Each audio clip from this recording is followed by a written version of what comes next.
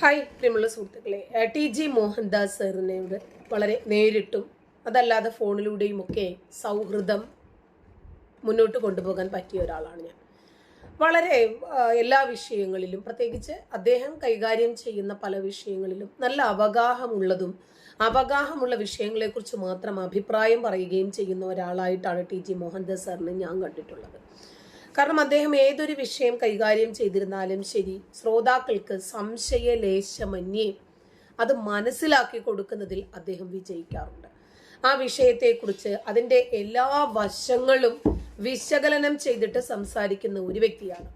പ്രത്യേകിച്ച് നിയമം പഠിച്ച കോട്ടിട്ട ഒരു വക്കീല് എന്ന നിലയിൽ അദ്ദേഹം രാജ്യത്തെ കലാപകാരികളെക്കുറിച്ചും രാജ്യദ്രോഹികളെക്കുറിച്ചും പറഞ്ഞ പരാമർശത്തിൽ അദ്ദേഹം മാപ്പ് പറഞ്ഞിട്ടില്ല. മുഖം മൂടി അദ്ദേഹം മുന്നോട്ട് വന്നിട്ടില്ല. മറിച്ച് അദ്ദേഹം ചെയ്തത് എന്താണോ, പറഞ്ഞത് എന്താണോ ആ നിലപാടിൽ ഉറച്ചു നിൽക്കും. ഒരു പക്ഷേ ഞാനൊരു ഭരണാധികാരിയായിരുന്നെങ്കിൽ ഞാൻ ഈ രൂപത്തിലാകുമായിരുന്നു നിയമം കൈകാര്യം ചെയ്യുന്നത് എന്ന് പറഞ്ഞപ്പോൾ അദ്ദേഹത്തെ അറസ്റ്റ് ചെയ്തു. അദ്ദേഹത്തെ തീഹാർ ജയിലിൽ അടച്ചു. ദ പോപ്പുലർ ഫ്രണ്ടുകാരിൽ കിടക്കുന്ന ജയിലിലാണ് അടച്ചിരിക്കുന്നത്.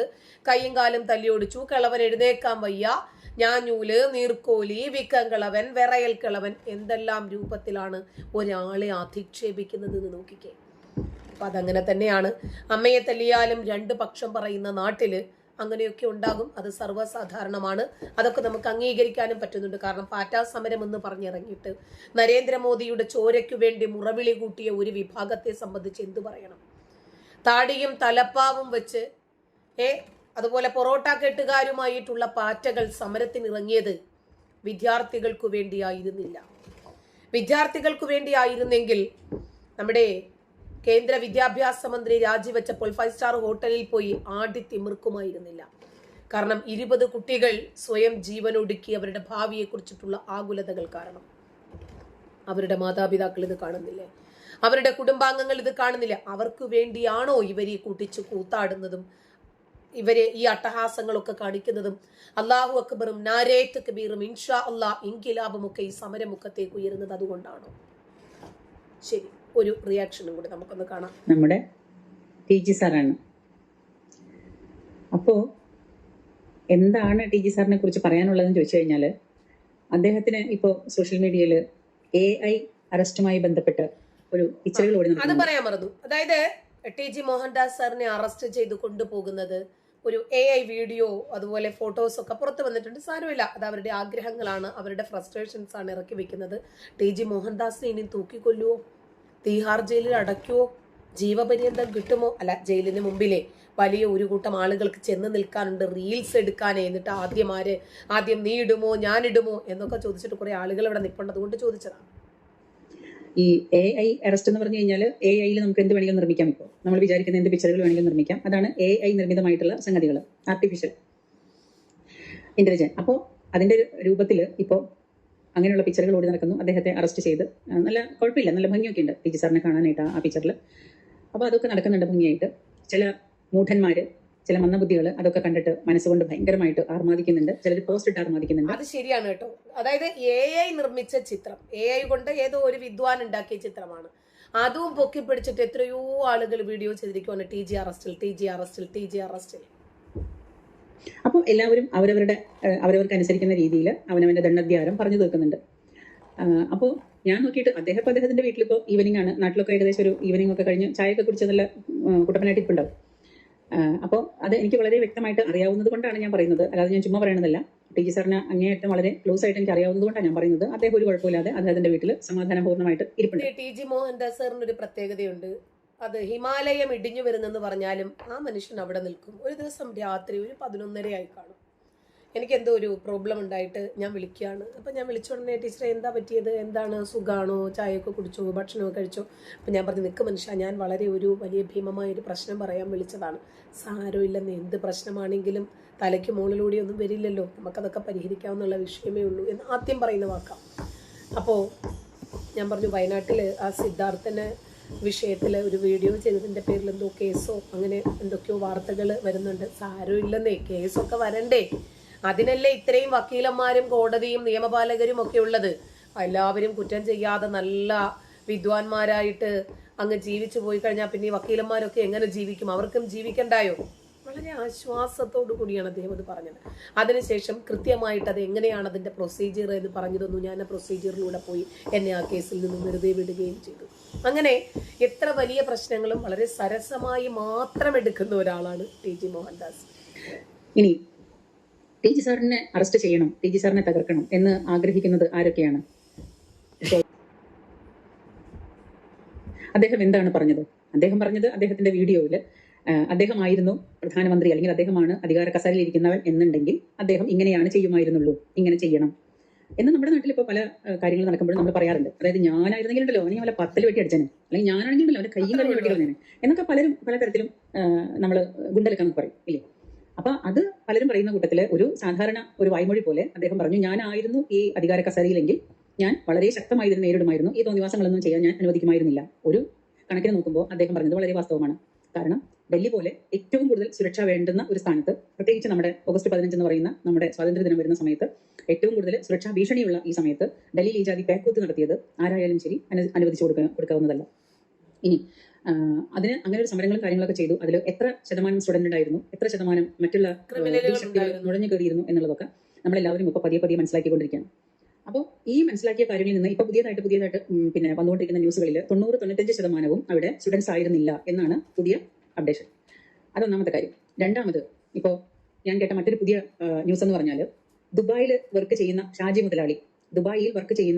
മുതലാളി ഒരു 23 പേരെയാണ് ഈ സമരത്തിൽ പങ്കെടുക്കാനായിട്ട് സ്പോൺസർ ചെയ്തിട്ട് ദുബായിൽ നിന്ന് ഇങ്ങോട്ട് കയറ്റിവിട്ടത്. ഈ ഷാജി മുതലാളിക്ക് അവിടെ എണ്ണ കള്ളക്കടത്ത് നടത്തി കച്ചവടമാണ്. ഓക്കെ, അപ്പൊ ഈ ഷാജി മുതലാളി, ഈ കള്ളക്കച്ചവടം ചെയ്യുന്ന ഷാജി മുതലാളി 23 പേരെയാണ് ചെക്ക് കേസിന് അറസ്റ്റിലായിട്ടുള്ള ഒരുപാട് സാമ്പത്തിക ബുദ്ധിമുട്ടുമായിട്ട് അങ്ങനെ ഇറുകി ജീവിക്കുന്ന ഒരാള് 23 പേരെ കൊണ്ടുവരിക. നാട്ടിലാണെങ്കിൽ മൊത്തം കടം, കുടുംബക്കാരോട് മൊത്തം കടം, എന്നിട്ട് 23 പേരെ ഡൽഹിയിലേക്ക് കലാപത്തിലേക്ക് ഇറക്കി വിട്ടിരിക്കുവാണ്. ചെലവും കൊടുത്തിട്ട്. എന്താണ് ഇയാൾക്ക് ഇതിന്റെയൊക്കെ മോട്ടീവ്? ഇവിടെ ഇതിനുള്ള പണം എവിടെ നിന്ന് വരുന്നു എന്ന് ചിന്തിച്ചോ? നിലമ്പൂർക്കാരനായിട്ടുള്ള മുഹമ്മദ് ഷാജിയാണ് വിദ്വാൻ ചെയ്തിട്ട് ഈ സമരത്തിലേക്ക് പറഞ്ഞയച്ചത്. അപ്പൊ എന്താണ് ലക്ഷ്യം? വിദ്യാർത്ഥി സമരമായിരുന്നോ? അതിന്റെ ഗുഡ് ലക്ഷ്യമില്ലേ? അപ്പൊ അവിടെ പങ്കെടുത്ത ആൾക്കാർ ആരാണ്? എന്താണ് അവരവിടെ ഉദ്ദേശിച്ചത്? ഇപ്പൊ ഏകദേശം നിങ്ങൾക്ക് പിടികിട്ടിയോ? അതാണ്. അപ്പോൾ ഇത് ജിഹാദി സമരം എന്ന് വേണമെങ്കിൽ ഇതിനെ വിളിക്കാം. അതായത് 1-2 പാറ്റ കാണും, പാറ്റ, പല്ലി, പഴുതാര, കോക്രോച്ച്, ഇതെല്ലാം കൂടെ കാണും.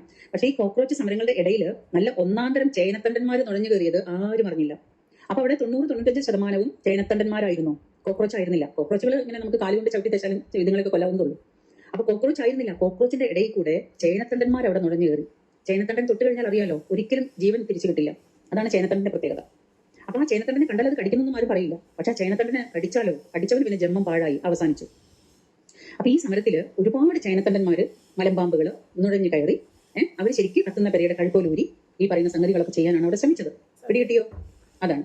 ഇനി ഈ സംഗതികളൊക്കെ കണ്ടതുകൊണ്ടാണ്, അല്ലെങ്കിൽ അവിടെ വിദ്യാർത്ഥികളെ സമരം അടിച്ചൊതുക്കി, അല്ലെങ്കിൽ വിദ്യാർത്ഥികളെ സമരം ഇങ്ങനെയാക്കി ഈ വക സംഭവങ്ങളൊക്കെ കഴിഞ്ഞിട്ട് വിദ്യാർത്ഥികൾ അറസ്റ്റ് ചെയ്യപ്പെട്ടു, അല്ലെങ്കിൽ അവരെ തടയപ്പെട്ടു എന്നൊക്കെ പറയുമ്പോൾ ഞാൻ ചോദിക്കുന്ന, ഈ വക സംഗതികളൊന്നും ഇല്ലായിരുന്നെങ്കിൽ അവിടെ കൂടിയ വിദ്യാർത്ഥികൾ അവിടെ എന്താണ് നടത്തിയിരുന്നത്? അഴിഞ്ഞാട്ടമാണ് പല അവളുമാരും ഇതിന്റെ മറവിൽ സംഘടിപ്പിച്ചതും അനുഭവിച്ചതും ചെയ്തതും എല്ലാം. ശരിക്കും ഒരു വിദ്യാർത്ഥി സമരത്തിനേക്കാൾ കൂടുതലായിട്ട് അവിടെ നടന്നത് ഈ പ്രായത്തിലുള്ള കുറേ ആണും പെണ്ണിന്റെയും ഒരു കഴപ്പ് തീർക്കൽ സമരം എന്ന് വേണമെങ്കിൽ പറയാം. ഇതൊക്കെ പോട്ടെ, അതെല്ലാം പോയി. ഈ സമരങ്ങളൊക്കെ വന്നു. TG സാർ എന്താണ് പറഞ്ഞത്? ഞാനായിരുന്നുവെങ്കിൽ പ്രധാനമന്ത്രി ഞാൻ ഇങ്ങനെ ആകുമായിരുന്നു, ഞാൻ ഇങ്ങനെ ചെയ്യുമായിരുന്നു. അത് ഏതൊരു മനുഷ്യനാ പറയാനായിട്ട് ഇവിടെ അവകാശമില്ലാത്തത്? എല്ലാ മനുഷ്യർക്കും അവകാശമുണ്ട്, ഉണ്ടല്ലോ. എന്റെ അഭിപ്രായ സ്വാതന്ത്ര്യം എല്ലാവർക്കും ഉണ്ട്. അപ്പൊ ആ അഭിപ്രായ സ്വാതന്ത്ര്യം വെച്ചിട്ടാണ് അദ്ദേഹം പറഞ്ഞത്, ഞാനാണ് പ്രധാനമന്ത്രി ആയിരുന്നെങ്കിൽ ഞാൻ അവിടെ കർഫ്യൂ പ്രഖ്യാപിക്കുമായിരുന്നു, ഞാൻ അവിടെ ഇങ്ങനെ ചെയ്യുമായിരുന്നു, അങ്ങനെ ചെയ്യുമായിരുന്നു. കാരണം ഈ അഴിഞ്ഞാട്ടം ഞാൻ ഒരിക്കലും വെച്ച് പൊറപ്പിക്കുമായിരുന്നില്ല. അതായത് ആന്റണി ഭരിച്ച പോലെയല്ല കരുണാകരൻ ഭരിച്ച പോലെയല്ല നയനാർ ഭരിച്ച പോലെയല്ല നമ്പൂരിപ്പാട് ഭരിച്ച പോലെയല്ല ഇന്ദിരാഗാന്ധി ഭരിച്ച പോലെയല്ല നമ്മുടെ എന്താ പറയാ പിണറായി വിജയൻ, ഏറ്റവും അവസാനമുള്ള പിണറായി വിജയൻ ഭരിച്ചത് ഈ പറയുന്ന ഭരണകർത്താക്കളിൽ നിന്നൊക്കെ വ്യത്യസ്തമായിരുന്നു. എല്ലാവർക്കും അവരുടേതായ കാഴ്ചപ്പാടുകളുണ്ടായിരുന്നു, ഇല്ലേ? അപ്പൊ എല്ലാ മനുഷ്യർക്കും അവരുടേതായ കാഴ്ചപ്പാടുണ്ട്. എല്ലാ പത്രപ്രവർത്തകർക്കും പിന്നെ സ്ഥാനവും എന്താ പറയാ അങ്ങോട്ട് വരാനുള്ള സർവത്ര അധികാരവും കൊടുത്തിരുന്ന പിണറായി വിജയൻ വന്നപ്പോൾ പിണറായി വിജയൻ ആദ്യം പറഞ്ഞത് എന്താണ്? പത്രക്കാരോട് കടക്ക് പുറത്ത് എന്റെ അടിച്ചതിനകത്ത് കയറി പോരുത്, നിന്നെ കയ്യും കാലും വിട്ടും കടന്നു പോകും എന്ന് പറഞ്ഞ് ആട്ടി വിട്ടു ഈ പറയുന്ന മീഡിയയിലുള്ള എല്ലാ മീഡിയ മുക്കാലിനെയും എല്ലാത്തിനെയും, ഉണ്ടല്ലോ. അപ്പൊ അത് പിണറായി വിജയൻ എന്ന് പറയുന്ന ഭരണകർത്താവിന്റെ തന്ത്രങ്ങളും സ്വഭാവങ്ങളുമാണ്. അദ്ദേഹം ഭയങ്കര രാഷ്ട്രീയക്കാരനായിരുന്നു, എല്ലാവർക്കും അറിയാം. അപ്പൊ അതുപോലെ ആയിരുന്നില്ല മറ്റുള്ളവര്. EK നയനാർ ഭരിച്ച സമയത്ത് EK നയനാർ പറയുമായിരുന്നു, എന്ത് പെണ്ണുള്ളവർക്ക് പീഡനം എന്തായാലും ഉണ്ടാവില്ലടോ സഖാവേ എന്ന് പറഞ്ഞില്ലേ നയനാർ? പെണ്ണുണ്ടായാലും അവിടെ പീഡനം ഉണ്ടാവുന്നു എന്ന് വെച്ചിട്ട് നാട്ടിലുള്ള എല്ലാ പെണ്ണുങ്ങളെയും മൊത്തം എല്ലാവരും പീഡിപ്പിക്കുമായിരുന്നു? അല്ല. നയനാർ പറഞ്ഞത് അതൊരു തമാശ രൂപേണ അദ്ദേഹം പറഞ്ഞതാണ്, പെണ്ണുണ്ടെങ്കിൽ അവിടെ പീഡനം ഉണ്ടാവും, അത് ഉറപ്പല്ലേ എന്ന്. അപ്പോ ഇനി അതും പോട്ടെ, നമ്മുടെ മണിയാശാൻ എന്താ പറഞ്ഞത്? ആ നടന്ന സംഭവങ്ങളെ മുഴുവനും ഉദ്ധരിച്ചുകൊണ്ട് അദ്ദേഹം പറഞ്ഞു, ഒന്നിനെ വെടിവെച്ചാ കൊന്നത്, ഒന്നിനെ വെള്ളത്തിലെടുത്തിട്ടാ കൊന്നത്, ഒന്നിനെ തല്ലിയാ കൊന്നത്, തല്ലിക്കൊന്നതാ. അപ്പൊ ഒന്നിനെ തല്ലിക്കൊന്നു, ഒന്നിനെ വെള്ളത്തിലെടുത്തിട്ട് കൊന്നു, ഒന്നിനെ വെടിവെച്ചാ കൊന്നത്. മണിയാശാൻ പറഞ്ഞതല്ലേ, പബ്ലിക്കായിട്ട് പ്രസംഗിച്ചതാണ് ആണല്ലോ. ഈ വ്യക്തികൾ മുഴുവനും അവരവരുടേതായ ശൈലിയിൽ അവനവന്റെ നാടൻ ഭാഷയിൽ അവതരിപ്പിക്കുന്ന പോലെ അവതരിപ്പിക്കുമ്പോൾ ഈ ടി ജിയെ മാത്രം വളഞ്ഞിട്ട് ആക്രമിക്കുന്നതിന്റെ പുറകിലുള്ള അജണ്ട എന്താണ്? ഇത് ആദ്യമായിട്ടല്ല. നമ്മൾ ഇവിടെ തനതായ രീതിയിൽ വെടിവെപ്പ് നടന്നു. മുത്തങ്ങ സംഭവം എന്തായിരുന്നു? ആദിവാസികളെ കൊന്നൊടുക്കിയ മുത്തങ്ങ സംഭവം എന്തായിരുന്നു? ഇതെല്ലാം കഴിഞ്ഞിട്ട് നമ്മുടെ ഈ കൂത്തുപറമ്പ് വെടിവെപ്പ്, കോൺഗ്രസിന്റെ ഭരണകാലത്ത് കൂത്തുപറമ്പ് വെടിവെപ്പിൽ 4 പേരെ വെടിവെച്ച് കൊന്നത്. 4 പേരാണ് മരിച്ചത്. അതിന്റെ ബാക്കി പത്രങ്ങൾ കുറെ കാലം കിടന്നിട്ട് നമ്മുടെ പുഷ്പനെ അറിയാമോ, ഞങ്ങളുടെ പുഷ്പനെ അറിയാമോ, സഖാവിനെ അറിയാമോ, സംതിങ് അറിയാമോ, അങ്ങനെ ഒരു പാട്ട് വരെ ഉണ്ടായിരുന്നു. ആ പാവം കിടന്ന് നരകിച്ച് അവസാനം ഈ അടുത്ത കാലത്താണ് പുഷ്പൻ എന്ന് പറയുന്ന സഖാവ് മരിച്ചത്. കൂത്തുപറമ്പ് വെടിവെപ്പ് ഇത് മുഴുവൻ നമ്മുടെ നാട്ടിൽ നടന്നു. ഇനി ഇതിനേക്കാളൊക്കെ മേലെ, അതുക്കും മേലെ ഉണ്ടായ സംഭവം, ഇന്ദിരാഗാന്ധി ഭരിച്ച സമയത്ത് അടിയന്തരാവസ്ഥ പാസ്സാക്കി നമ്മുടെ നാട്ടിൽ. ആ അടിയന്തരാവസ്ഥ കാലത്ത് എന്താണ് ഇവിടെ അരങ്ങേറിയത്? എല്ലാവരും വിളിച്ച് ഉമ്മ വയ്ക്കുമായിരുന്നു. ഇന്ദിരാഗാന്ധിയുടെ അടിയന്തരാവസ്ഥ കാലത്ത് എന്താണ് ഇവിടെ നടന്നത്? ഈ കോൺഗ്രസ്സുകാരെ ഇനി വന്നാട്ടെ ചോദിക്കട്ടെ, നിങ്ങൾ ഈ ഗണ്ടികളോടും കോൺഗ്രസ് താങ്ങികളോടും മൂടുതാങ്ങികളോടും ഈ കോൺഗ്രസിനോടും ഒക്കെ ഞാനൊന്ന് ചോദിക്കട്ടെ, താങ്ങാൻ വരുന്നവരൊക്കെ ഇവിടെ അടിയന്തരാവസ്ഥ കാലത്ത് ഇവിടെ ഇന്ദിരാഗാന്ധിയുടെ അടിയന്തരാവസ്ഥ കാലത്ത് എന്താണ് നടന്നത്? പറ. അതിനെക്കുറിച്ച് ഞാൻ വിശദീകരിക്കുന്നില്ല. അത്രയ്ക്കും നിഷ്ഠൂരമായ പെരുമാറ്റങ്ങളായിരുന്നു, അടിച്ചൊതുക്കലായിരുന്നു ഇന്ദിരാഗാന്ധിയുടെ. ചില തലതെറിച്ച എണ്ണങ്ങളെ കാണുമ്പോൾ നമ്മൾ പറയും, ഇതുപോലെ അടിയന്തരാവസ്ഥ കാലത്ത് ഉണ്ടായതാണോ എന്ന് ചോദിക്കാറുണ്ട്. അത്രയും നിഷ്ഠൂരമായിരുന്നു അടിയന്തരാവസ്ഥ. അപ്പൊ ഇവിടെ നടന്നിട്ടുള്ള സർവത്ര കാര്യങ്ങളുടെയും പുറകില് അത്രയും ദുഷ്ടതയും ക്രൂരതയും നിറഞ്ഞ പല സംഭവങ്ങളും ഇവിടെ നടന്നു, പല കാര്യങ്ങളും നടന്നു. ഇനി ഒരുത്തിക്ക് സിനിമ കണ്ടിറങ്ങിയപ്പോൾ പ്രധാനമന്ത്രി വെടിവെച്ച് കൊല്ലണം, വെടിവെച്ച് തന്നെ കൊല്ലണം അവൾക്ക്. അവളുടെ വെടി മുടങ്ങി കിടന്നിട്ടാണ് എന്തോ വെടി മാത്രം, അതായത് വെടിവെച്ച് കൊല്ലണം, എനിക്ക് വെടിവെക്കണം, തോക്ക് വേണം, ഇപ്പൊ പ്രധാനമന്ത്രി ഞാൻ ഇങ്ങനെ വെടിവെച്ച് കൊല്ലും എന്നാണ് ഒരുത്തി വീമ്പളക്കിയിരുന്നത്. അവള് സുരക്ഷിതയായിട്ട് ഇപ്പോഴും ജീവിക്കുന്നു, ഒരു കുഴപ്പമില്ല അവൾക്ക്. വേറൊരുത്തി, അതായത് പബ്ലിക് ടോയ്ലറ്റ് പോലും തോറ്റു പോകുന്ന ഒരു താത്തയുണ്ട്.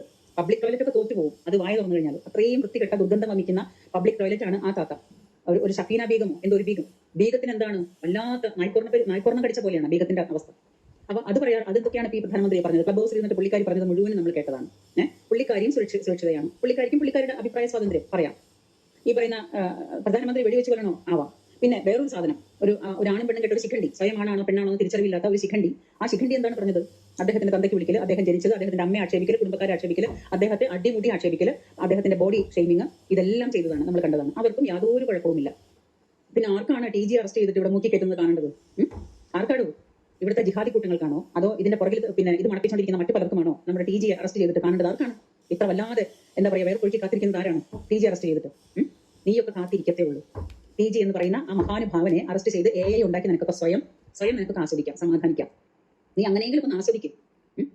അദ്ദേഹത്തിന് അറസ്റ്റ് ചെയ്യുന്ന പടങ്ങളൊക്കെ AI വെച്ചിട്ടുണ്ടാക്കി, AI നിർമ്മിത ഫോട്ടോകളൊക്കെ ഉണ്ടാക്കി നിനക്ക് സ്വയം ആസ്വദിക്കാം. അരിയും മലരും കുന്തിരിക്കവും ഒക്കെ വീട്ടിൽ വാങ്ങി വെച്ചോളൂ എന്ന് ഒരു 9കാരൻ ഈ കേരളക്കരയിലുള്ള മുഴുവൻ ഹിന്ദുക്കളെയും ക്രിസ്ത്യാനികളെയും ഒക്കെ കൊന്നൊടുക്കുമെന്ന് മുദ്രാവാക്യം മുഴക്കിയപ്പോൾ അത് ഏറ്റുവിളിച്ച മുതുകാലന്മാര് ഈ കേരളക്കരയിൽ സുഖസുന്ദരമായി ജീവിക്കുമ്പോൾ ആർക്കെങ്കിലും എതിരെ കേസ് ചാർജ് ചെയ്തിട്ടുണ്ടോ?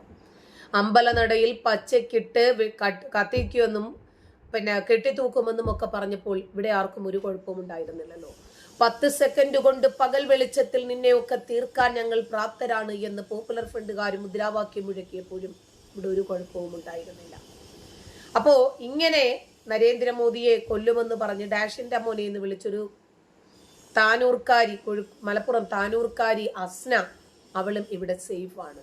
അങ്ങനെ നരേന്ദ്രമോദിയുടെ ചോരയ്ക്ക് വേണ്ടി മുറവിളി കൂട്ടിയ അനേകം ആളുകൾ ഈ രാജ്യത്തിനെതിരെ വിശുദ്ധ യുദ്ധം പ്രഖ്യാപിച്ച് ഞങ്ങൾ ഈ രാജ്യത്തിനെതിരെ യുദ്ധം ചെയ്യാൻ വേണ്ടി ഇരുമ്പ് നിക്കറുമിട്ട് സജ്ജരാണ് എന്ന് പറഞ്ഞ മുഹമ്മദ് സനൂഫന്മാരടക്കം ഈ രാജ്യത്ത് ഒരുപാട് ക്രിമിനലുകൾ കൊടികുത്തി വാഴുമ്പോൾ രാജ്യത്തിനെതിരെ കലാപമുണ്ടാക്കാൻ ശ്രമിക്കുന്ന, രാജ്യത്തെ അസ്ഥിരപ്പെടുത്താൻ ശ്രമിക്കുന്ന, രാജ്യത്തെ തകർക്കാൻ ശ്രമിക്കുന്ന തീവ്രവാദികളെ വെടിവെക്കണം എന്ന് പറഞ്ഞത് അത്ര വലിയ ഗുരുതരമായിട്ടുള്ള തെറ്റാണെങ്കിൽ നിങ്ങൾ ഈ തീവ്രവാദികളെ വീട്ടിൽ കൊണ്ടുപോയി പൂമാലയിട്ട് സ്വീകരിച്ച് പെങ്ങന്മാരുണ്ടെങ്കിലോ മക്കളുണ്ടെങ്കിലോ കെട്ടിച്ചും കൂടെ കൊടുത്തിട്ട് അവിടെ ഇവർക്ക് എന്തെങ്കിലുമൊക്കെ അറയൊക്കെ ഒരു സൗകര്യം ഉണ്ടാക്കി കൊടുത്തിട്ട് നിങ്ങൾക്ക് ഇവിടെ കാത്തിരുന്നൂടെ? നിങ്ങൾ അങ്ങനെ ഇരുന്നു, നമ്മളോട് അങ്ങനെ പറയല്ലേ, നടക്കില്ല.